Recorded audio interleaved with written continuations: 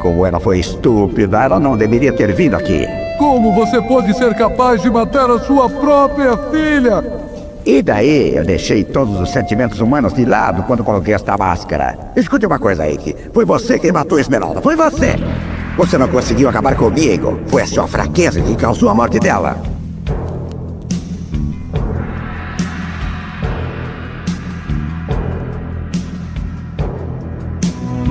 Nos dias em que deuses ainda caminhavam entre os homens, um grande conquistador marchava com seu exército sobre as pedras da Grécia. As multidões abriam caminho e os nobres se curvavam.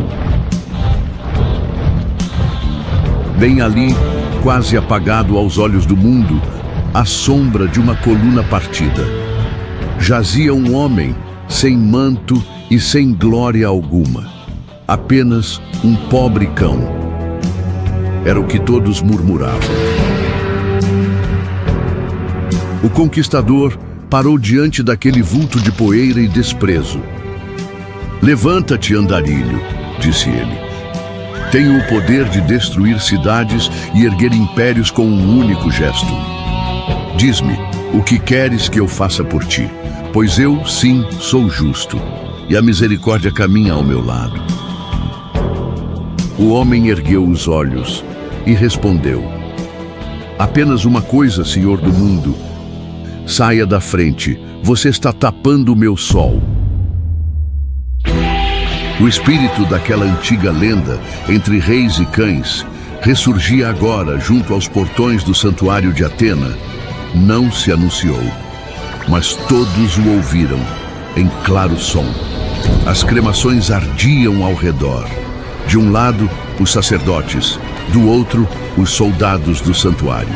No centro, Bastian, o sacerdote do púlpito negro, prendia o antebraço de Jabu, cujo punho estava voltado para o sacerdote do cálice amargo.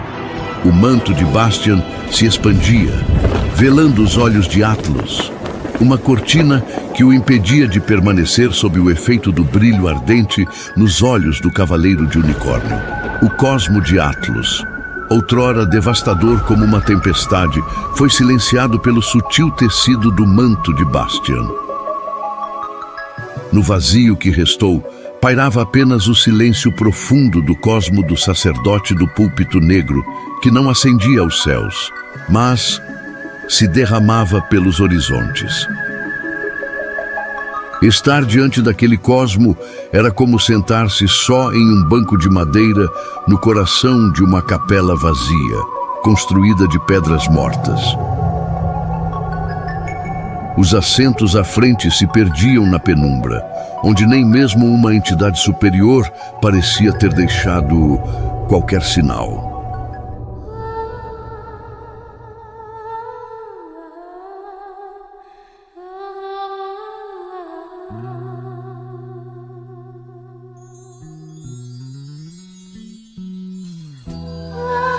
Samira, a sacerdotisa da piedade mortal, estendeu a mão e tocou Atlos, que se espantou com o gesto, ainda envolto pelo frio daquilo que acabara de presenciar.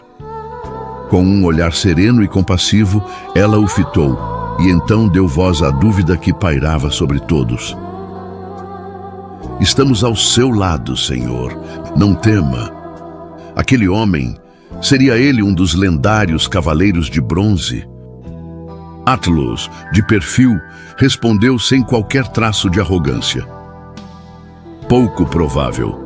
Creio que ele sequer despertou o sétimo sentido." Samira franziu o senho.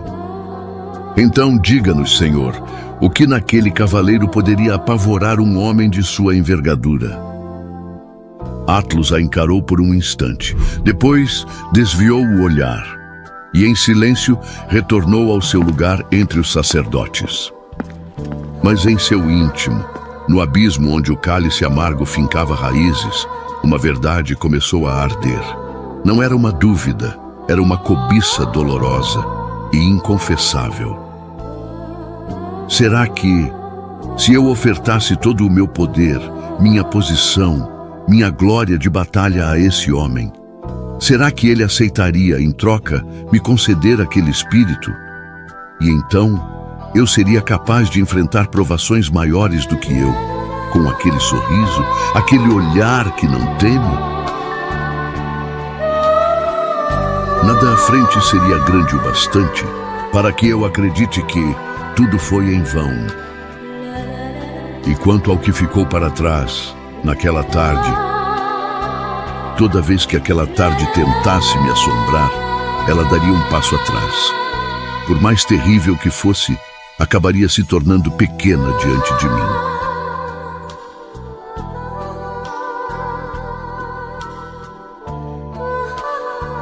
É estranho sentir isso, mas se eu não fosse quem sou, gostaria de ser aquele guerreiro.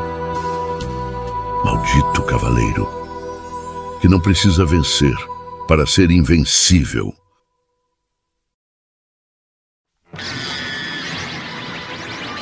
O punho de Jabu seguia contido. Bastiano o segurava com firmeza, sem esforço, mas também sem qualquer intenção de humilhá-lo. Apenas um olhar firme e sério, cravado no cavaleiro. Perdoe-nos, Jabu, pois somos tão distantes da glória quanto da perfeição. O cavaleiro estranhou. Ele não havia se apresentado, mas aquele homem o havia chamado pelo nome. Nunca foi nossa intenção desonrá-lo. Mas a doutrina que seguimos nos veda o gesto de violência sob a velação dos mortos, sejam eles aliados ou inimigos. Mas Jabu, apesar do estranhamento, mal escutava as palavras. Sua mente o atormentava com uma única dúvida: como aquele sacerdote o havia contido? Como selara seu cosmo, sem sequer elevar o próprio por um único instante? Era como se estivesse diante de alguém que empunhava paz, como se uma pluma sutil sustentasse, sozinha, o peso de uma montanha. Bastiano então abriu a mão oposta. Nela surgiu um pequeno frasco de óleo. Desde que nasceu, você tem lutado. Diversos tipos de lutas, e mesmo assim, nenhum reconhecimento. Os olhos do sacerdote estavam tomados por um pesar profundo. Por isso, continuou Bastian, mesmo que vá contra a doutrina a qual dediquei minha vida, mesmo que seja um pecado terrível, os outros sacerdotes, até então com a cabeça baixa, a ergueram, surpresos com as palavras de seu líder. Por você, Jabu, só por você eu lutarei. Mas a minha maneira, uma batalha, sem violência. O cavaleiro tentou reagir, mas uma força desconhecida o impedia. E naquele momento, Bastian começou a traçar gestos lentos, movimentos solenes, como os antigos anciãos ao lançar bênçãos sobre a cabeça de um filho enfermo. Enquanto falava, sua voz parecia atravessar dimensões. Que caia sobre tua cabeça o voo inofensivo dos pássaros, longe das moradas em chamas, suave como o desfazer das nuvens, as sombras dos que dormem. Minha mão é o sol que se põe, minha voz, o apagar das cavernas distantes. E então, antes que o som de um sino ecoasse por todo o santuário, Bastian traçou com o óleo uma última marca sobre a testa do unicórnio. Em nome da unção eremita. Naquele instante, o semblante vibrante de Jabu se suavizou. Seus olhos se fecharam com serenidade.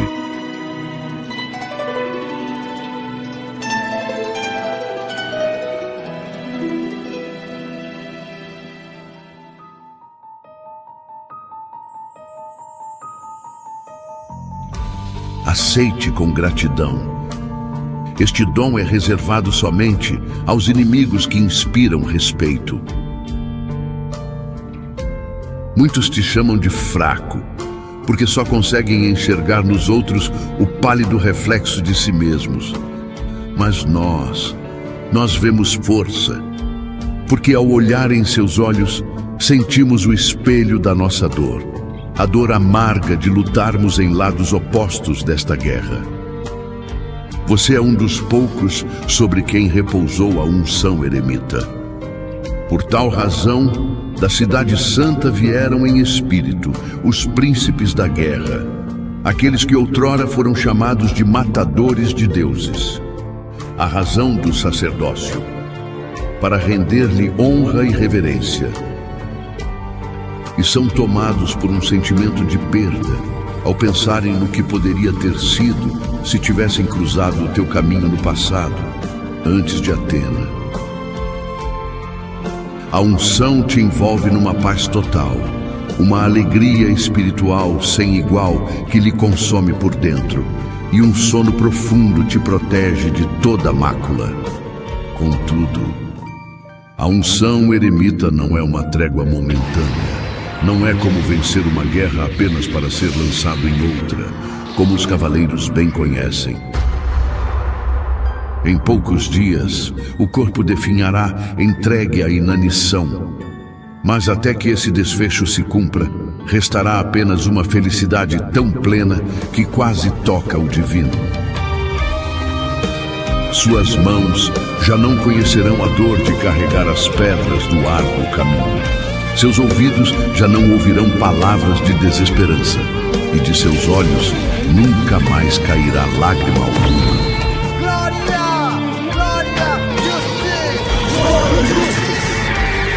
Tome-o como uma recompensa, um presente que sua falsa deusa jamais oferecerá.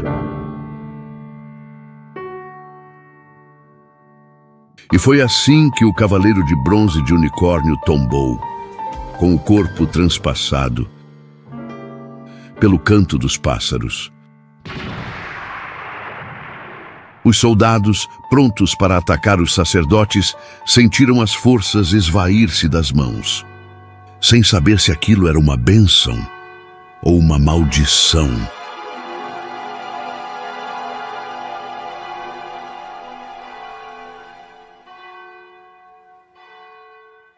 O eco daquele sino nada significa. No santuário, nenhum espírito jamais foi capaz de erguer bandeiras sujas de sangue. As batalhas são sempre enfrentadas por guerreiros. Ao longe, o luto era esmagado pelos estrondos que faziam tremer as pedras da segunda casa zodiacal, a pesada Casa de Touro. Naquele lugar, o sacerdote da oração diabólica, aquele que sacrificou o próprio sangue para que ninguém fosse capaz de permanecer de pé em seu caminho, encontrava-se diante de alguém escolhido justamente porque ninguém era capaz de derrubá-lo. Diovan de Touro, o cavaleiro que desprezava a própria armadura, confiando apenas na brutalidade de uma força capaz de rivalizar com um exército inteiro. Os punhos de Tatsumi desabavam pesados, como toneladas de aço, sobre o mármore dos braços cruzados do touro, que mesmo sob a fúria daqueles golpes, sorria. Mas aquele sorriso não era bravura, era descaso. Lamento pela sua espada, ó grande guerreiro. Alguém deveria ter te avisado que aqui o uso de armas é proibido. Assim você não precisaria estar passando por essa vergonha. O sangue de Tatsumi ferveu, seu cosmo condensou-se no punho e desferiu um golpe 100 vezes mais poderoso. A defesa invisível do touro se estilhaçou, como vidro grosso explodido. O gigante foi arrastado metros atrás, forçado a descruzar os braços, a cravar as mãos contra o chão. No piso de pedra, abriu-se um rastro profundo, desde a entrada, sob o céu estrelado, até a escuridão solitária da Casa de Touro.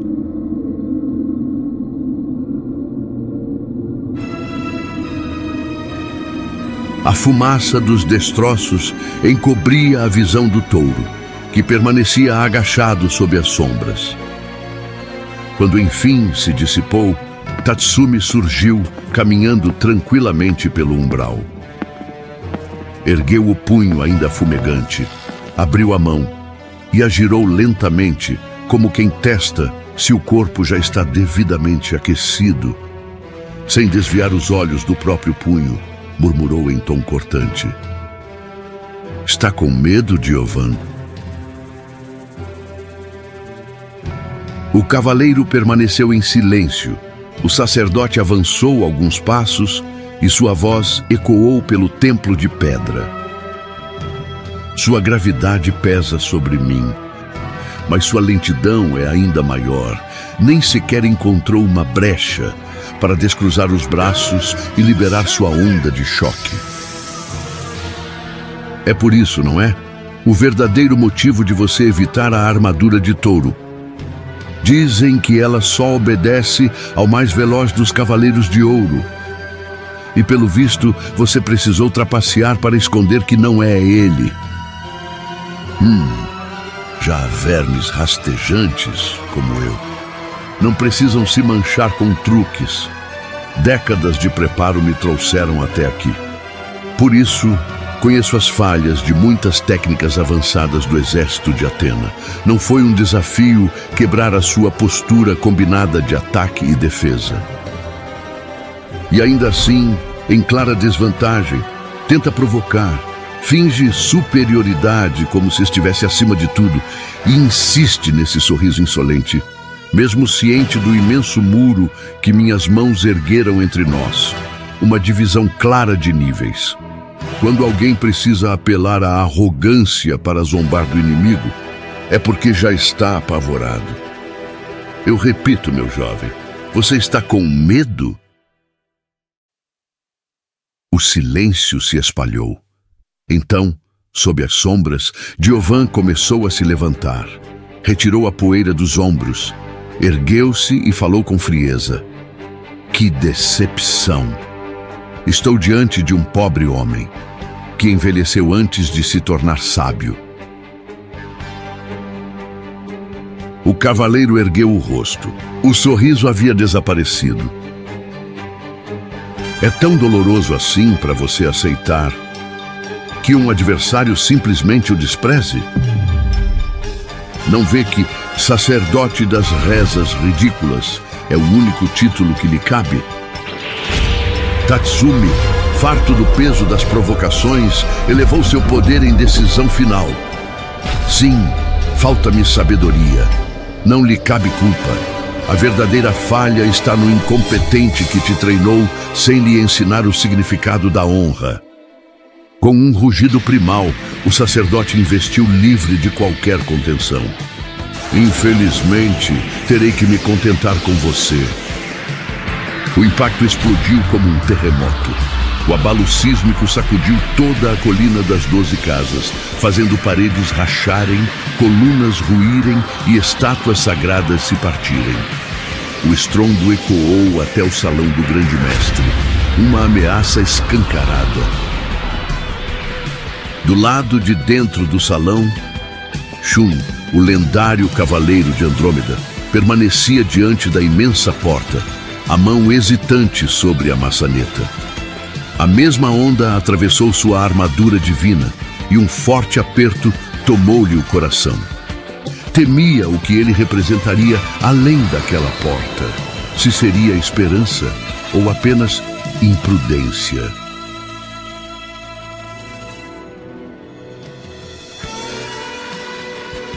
Entre a poeira densa, uma cena brutal se revelou. Giovan cravava os dedos no crânio do sacerdote, esmagando-o contra a cratera no chão. E a gravidade havia sido amplificada de forma caótica e desequilibrada, tornando-se uma camisa de força invisível que imobilizava o sacerdote por completo. Vou te esclarecer duas coisas, sacerdote. Eu não controlo a gravidade. Meu cosmo apenas abre as comportas para que a densidade da estrela gigante de Touro se manifeste onde eu estou. E ela não escolhe lados. Esse peso que te esmaga é o mesmo que cai sobre mim. E quanto aos meus mestres, foram muitos, entre eles as feras selvagens de quem herdei força, a fome de quem herdei resistência. E acredite, eu não debochei de você, apenas fui sincero. Você é uma verdadeira piada para mim.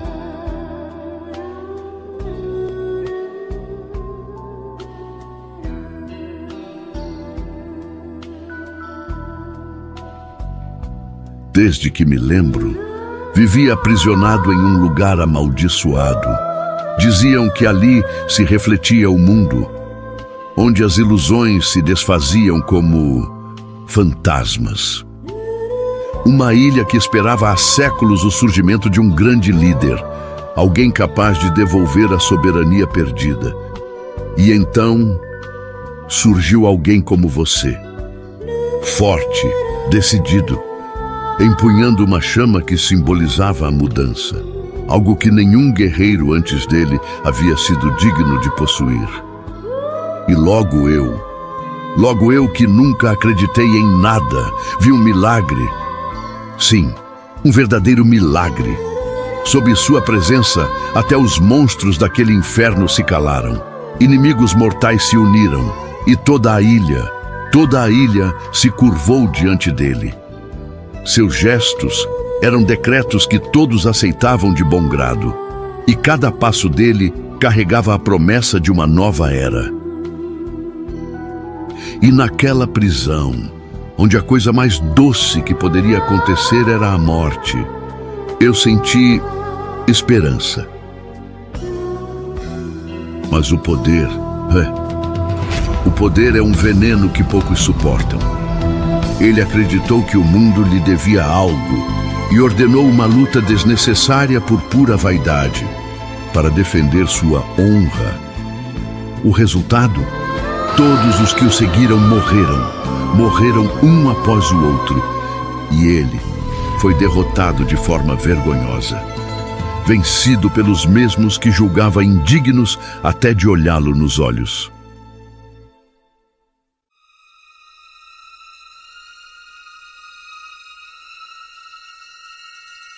O entorno já não era mais a Casa de Touro. O céu, de um brilho dourado intenso, parecia feito de ouro. Ao redor, estendia-se um labirinto medieval em ruínas. À frente, erguia-se uma imensa muralha acinzentada. E naquele cenário estranho e grandioso, o guardião prosseguiu. A única coisa que restou desse curto reinado foi, ironicamente, uma lição de sabedoria. Os homens constroem grandes muros para proteger seus impérios, mas é por causa de suas cabeças, pesadas de orgulho, que esses muros sempre caem. Um sorriso largo se desenhou no rosto de Diovan, quase monstruoso. Seu cosmo ergueu-se aos céus tempestuosos, formando um imenso touro dourado. A muralha à frente respondeu tingindo-se de sangue. Ergueu o rosto do sacerdote e sussurrou: "Se foi com suas próprias mãos que ergueu esse muro, então eu o derrubarei com a sua própria cabeça." Demolição sangrenta do Minotauro.